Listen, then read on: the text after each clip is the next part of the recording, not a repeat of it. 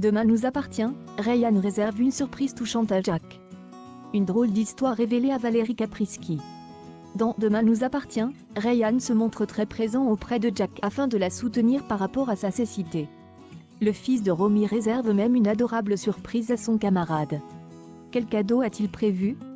Dans un extrait inédit de Demain nous appartient dévoilé en avance par TF1, Jack Dimitrifouk et Ryan Sech-Bardi continuent de se rapprocher. Alors que le couple naissant est déjà en train d'affoler la toile, les jeunes hommes ne sont pour le moment que de simples copains. Ryan soutient Jack. Pourtant, Ryan est particulièrement attentif au bien-être de son camarade du lycée Agnès Varda. En effet, Jack se rend à l'hôpital de Sète, afin d'avoir une consultation avec son ophtalmologue au sujet de sa cécité. Hélas pour lui, les nouvelles ne sont pas bonnes puisque son état reste stationnaire.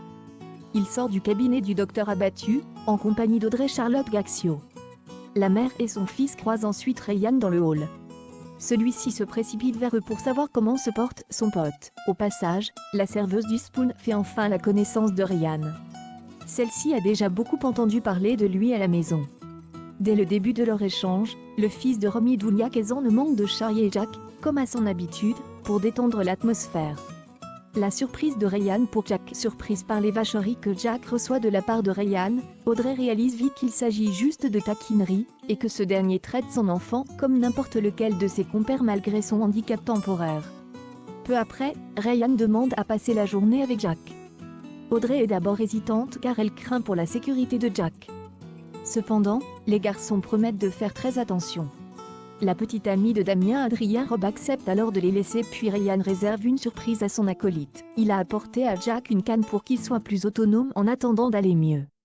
L'aveugle tique en pensant qu'il s'agit encore d'une blague douteuse, mais saisit que c'est en fait un geste motivé par une bonne intention. De plus, Ryan a lui-même dessiné sur l'objet pour le personnaliser. Jack a touché et les ados s'étreignent. Toujours très affecté par ce qui lui arrive, Jack prend conscience qu'il peut vraiment compter sur son ami. Et plus si affinité?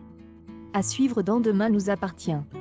Une drôle d'histoire révélée à Valérie Caprisky. Comment se passe la première rencontre entre Muriel et François?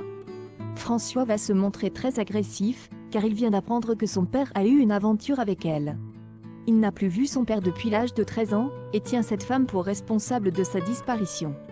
De son côté, elle a un choc et est très émue parce que François ressemble énormément à son père.